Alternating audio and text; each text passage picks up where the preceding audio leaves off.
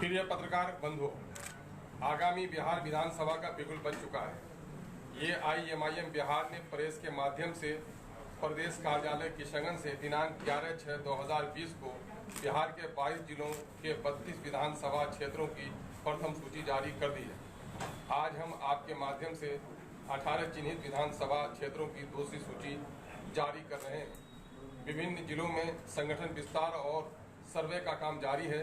शीघ्र ही तीसरी सूची जारी कर दी जाएगी। बंधुगण, आप लोगों को पता है कि हमारी पार्टी ने बीजेपी JDU की साझा सरकार के खिलाफ समान विचारधारा की पार्टियों को एक गठबंधन बनाने की पूरी पहल करती रही है, परंतु NDA के विरुद्ध बिहार की बड़ी पार्टियों के द्वारा बने गठबंधन में हमें शामिल होने का अवसर नहीं दिया जा रहा है।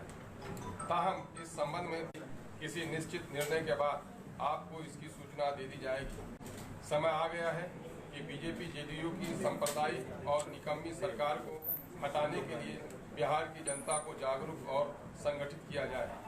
अब ये NDA विरोधी राजनीतिक दलों की जिम्मेदारी है कि वो बिहार की जनता के समक्ष अपने आप को मजबूत विकल्प के रूप में पेश करें। विगत 15 वर्षों में JDU बीजेपी की सरकार ने बिहार को रासातल में पहुंचा दिया है। विशेष रूप से शिक्षा, स्वास्थ्य, रोजगार, विधि व्यवस्था की हालत बद से बदतर हो गई है। जनता के गाढ़े पसीने की कमाई से राजस्व की बड़ी उगाही के बावजूद बिहार विकास की जगह विनाश से दो चार है। कुछ चिन्हित क्षेत्रों को छोड़कर पूरा बिहार विनाश के घटाटोप अंधेरे में डूबा पड़ा है।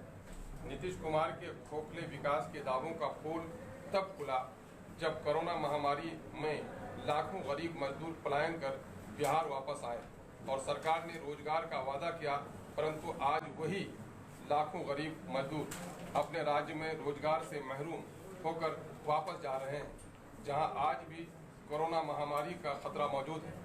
दूसरी तरफ शिक्षा, स्वास्थ्य और रोजगार के साथ साथ किसानों की हालत दयनीय हो गई है। उत्तरी बिहार, विशेषकर सीमांचल के बाढ़ पीड़ितों विस्थापितों की खबर लेने वाला कोई नहीं है। न्याय के साथ विकास का दावा करने वाली सरकार अक़लियतों और दलितों के साथ लगातार नाइंसाफी कर रही है।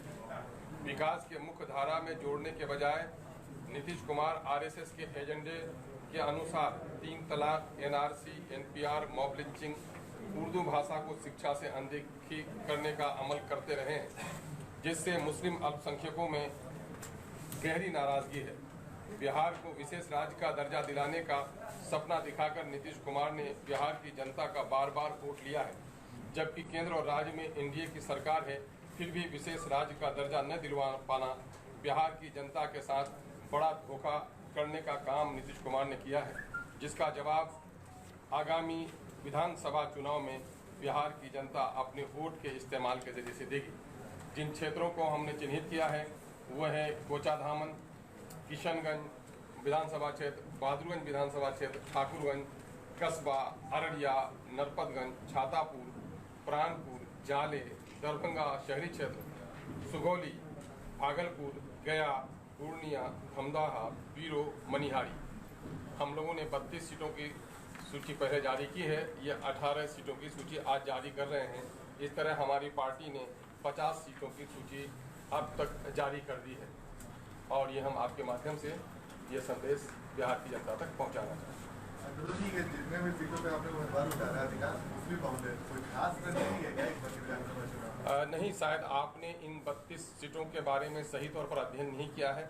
इसमें SC की सीट भी है, BJP की सीट भी है, मुस्लिम बाहुल्य भी है और जहाँ पर मुस्लिम कम संख्या में है वो तमाम तर सीटें हैं। हमने सीटों का चयन करते हुए अपने संगठन के मजबूती को देखा है। जहाँ हमारा संगठन मजबूत हुआ है वहाँ हमने उस सीटों का चयन किया है। हमने जाहिर है हमारा जो आधार वोट है वो जो लोग वंचित हैं, शोषित हैं, पीड़ित हैं, तो जाहिर है कि मुस्लिम अल्पसंख्यकों और दलितों का क्षेत्र ज़्यादा पिछड़ा और अनदेखी का शिकार हुआ है और वही लोग इंसाफ के ज़्यादा तलबगार हैं, इसलिए हमने उसे प्राथमिकता दी।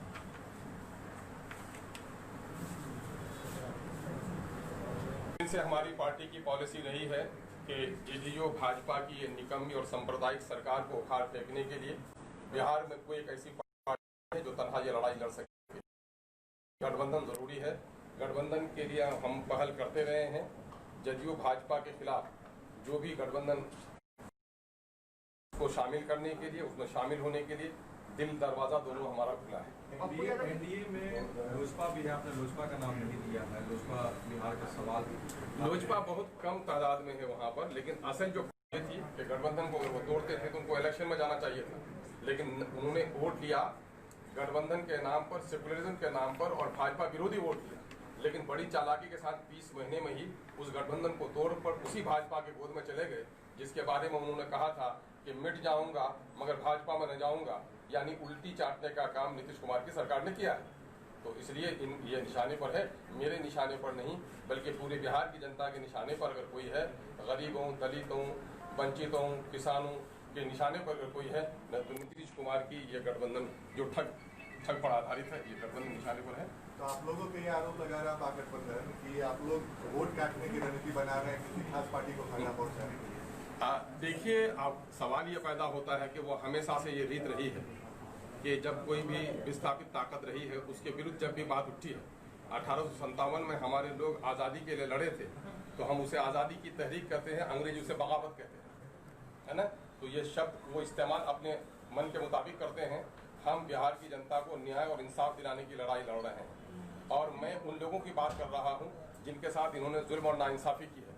और शुरू में ये सभी पर आरोप लगते हैं, जब भी कोई नई पार्टी बनी है उन पर ये आरोप लगा है। ये कोई नया आरोप नहीं है, ये वो पार्टियां ज़्यादा आरोप लगा रही हैं जिन्होंने दलितों को, अक़लियतों को अपना वोट बैंक बनाकर रखा, उनकी समस्याओं का समाधान नहीं किया। जब उस आबादी से आज इंसाफ की बात उठती है तो वो ये समझ रहे हैं कि मेरे पाँव तले जमीन खिसक रही है, इसलिए इस पर आरोप लगाया जाए।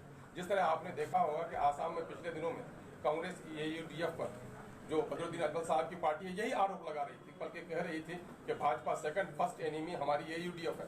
लेकिन आज उसी AUDF बदरुद्दीन अजमल के साथ कांग्रेस जाने पर मजबूर है। तो ये लोग पहले दबाने का प्रयास करते हैं, लेकिन जब उस समुदाय की लीडरशिप उड़ जाती है तो फिर नाक के बल उसके दरवाजे पर हाथ दिखे देते हैं।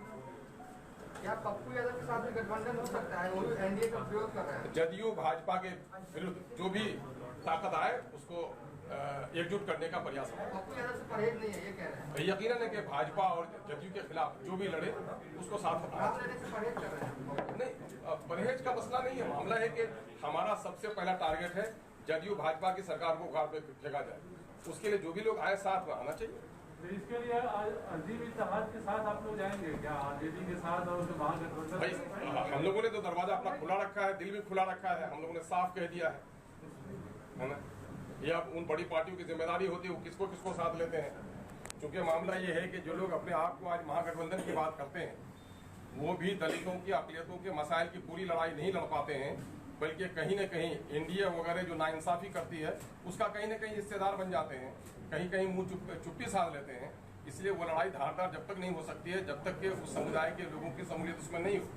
आज वहाँ पर सन ऑफ मल्लाह की जगह है, वहाँ पर कोयली और कुर्मी के नाम पर लोग जगह देने का काम कर रहे हैं, लेकिन बिहार की 17% अक़लियतों की एक बड़ी पार्टी बनकर आई है MIM।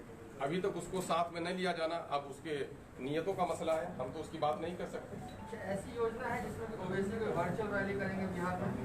हाँ, यकीनन जाहिर है कि इलेक्शन कमीशन का जो गाइडलाइन होगा उसका अनुपालन करना तो सबकी जिम्मेदारी होगी। जैसे अवसर मिलेंगे हमको प्रचार प्रसार के, हम अपने जो हमारे पास साधन होगा उसके मुताबिक हम वो काम करेंगे।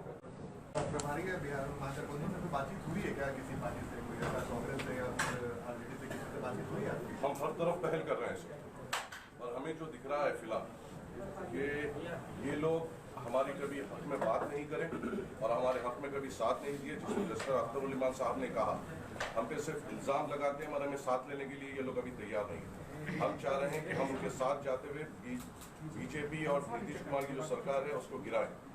पर ये लोग जिस तरीके से अक़लियतों के तरफ देख रहे हैं और हमारे वोट को अपना हक समझ रहे हैं और हमें आगे बढ़ाने की जो सियासी तौर पे कोशिश नहीं करने के लिए उनका जो मोटिव है और इलेक्शन लड़ना शायद अभी फिलहाल नादानी का काम कर रहे हैं।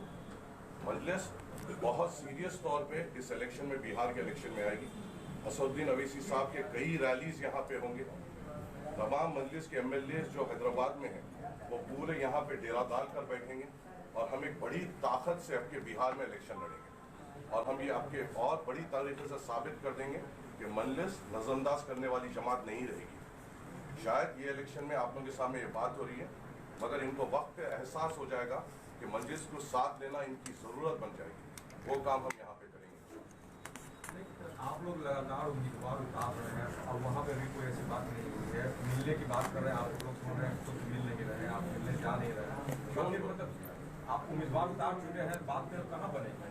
देखिए, अख्तर उल ईमान साहब ने हर किसी से मुलाकात की, हर एक बात आपके सामने बोलने की नहीं हुई। अख्तर उल ईमान साहब ने खुद पर्सनल हर किसी से पहल कर रहे हैं और कोशिश में लगे हुए हैं।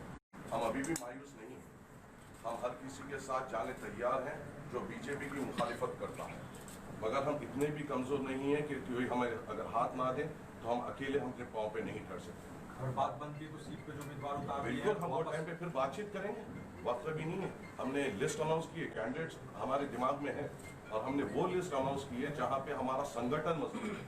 हम सिर्फ नाम लेने के लिए कॉन्स्टिट्यूंसी के नाम नहीं ले रहे, हमने ग्राउंड लेवल पर बूथ लेवल तक काम कर वहाँ पे संगठन बनाकर हमने वो नाम लिया है। हमारा संगठन बहुत मजबूत संगठन है। जिन जिन सीटों पे अख्तर उल ईमान साहब ने अभी नाम लिया और बूथ लेवल तक हम वहाँ पे पहुँचे हैं, तो हमें नज़रअंदाज करना शायद इनकी बहुत बड़ी गलती होगी।